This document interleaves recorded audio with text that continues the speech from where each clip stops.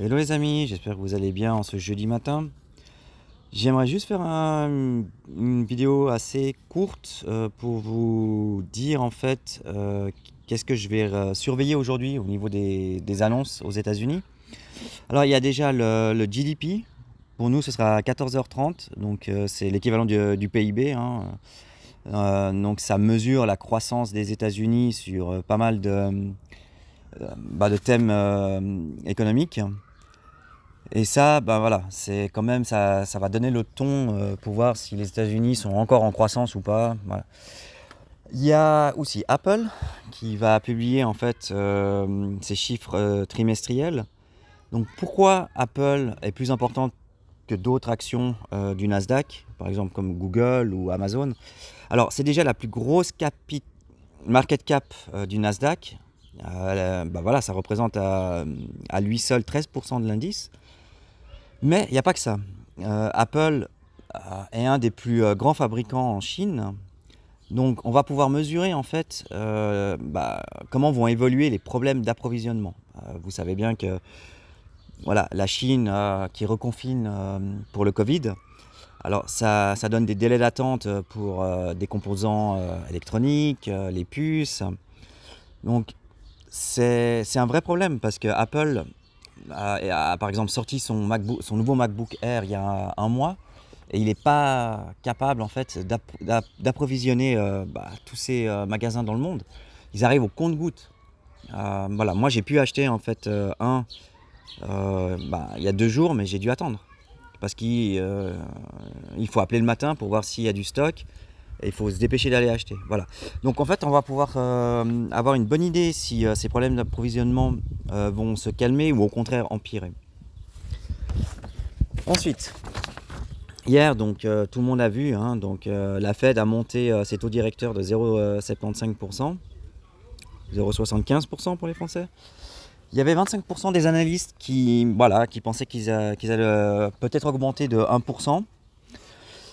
Bon, la Fed a été accommodante, et voilà, donc il n'y a pas eu de grosses surprises à ce niveau-là. Donc les taux directeurs vont augmenter à peu près à 2% et demi. Alors la bonne nouvelle, c'est que la prochaine réunion de la Fed, pour voir si ils vont augmenter ou pas les taux, c'est fin septembre. Donc ils vont pas se réunir en août, ça va nous laisser un mois tranquille, j'ai envie de dire.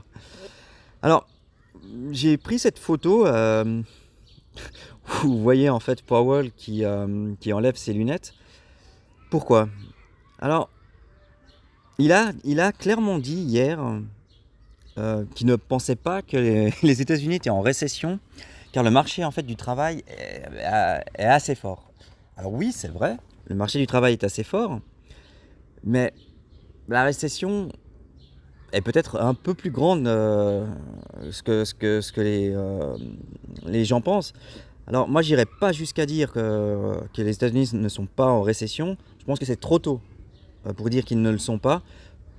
Et- mais clairement pour l'instant ils le sont, hein. Je veux dire, il y a tellement de biens le prix des biens qui ont augmenté que voilà.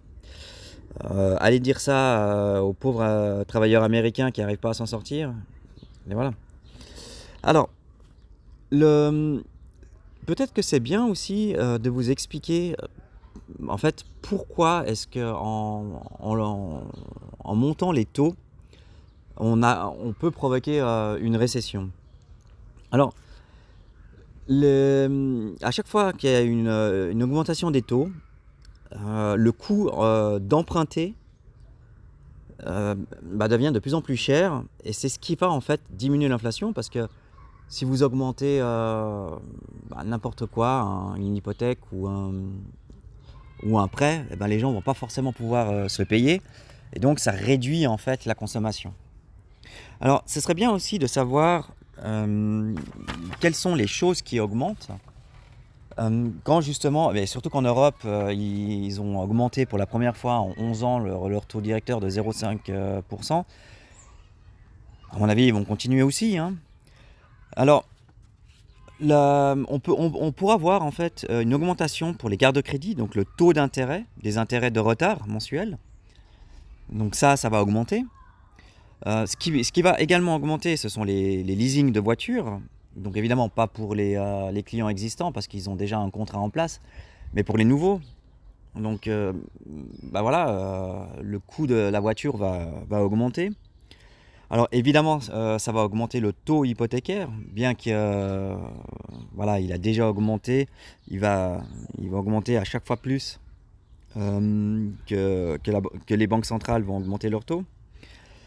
Et ça, les hypothèques immobilières, c'est vraiment très important parce que si les personnes n'arrivent plus en fait à avoir un prêt pour leur appartement, bah voilà, ils peuvent plus acheter.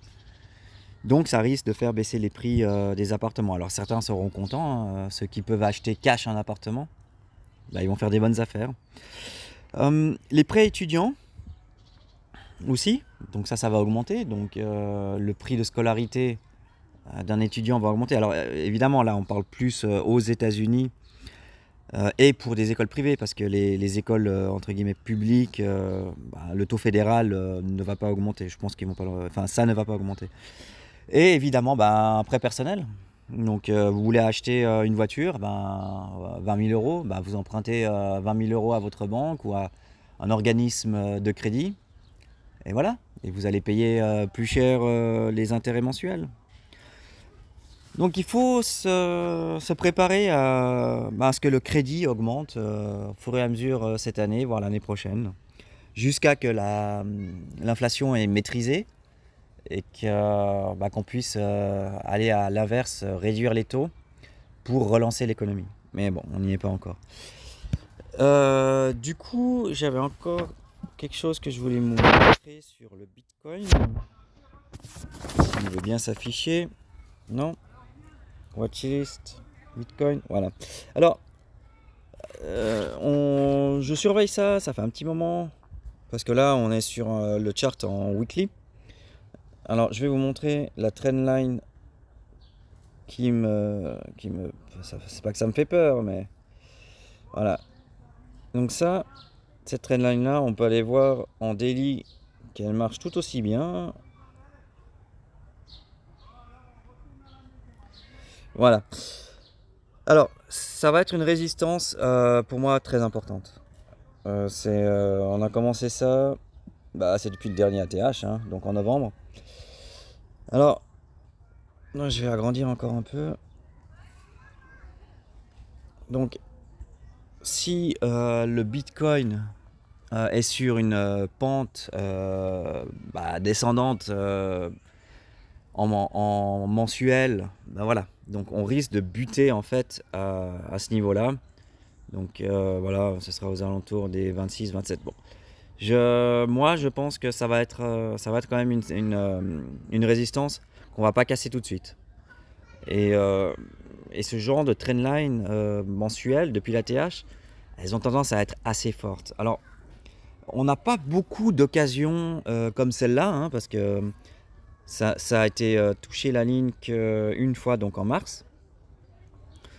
Alors, sur ce genre de rare occasion, ce que j'aime bien faire, moi, c'est bah, je prends le pari qu'on va pas la casser la première fois, mais qu'au contraire, on va la toucher, que beaucoup de shorts vont s'ouvrir et que le prix va descendre. Et moi, je vais en profiter pour ouvrir un short, mais je pense que je vais y aller, quoi. Et je vais y aller vraiment.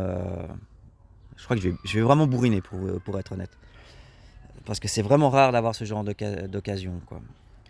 Donc voilà, donc vous pouvez aussi vous bah, tirer cette trendline facilement et puis surveiller tout ça.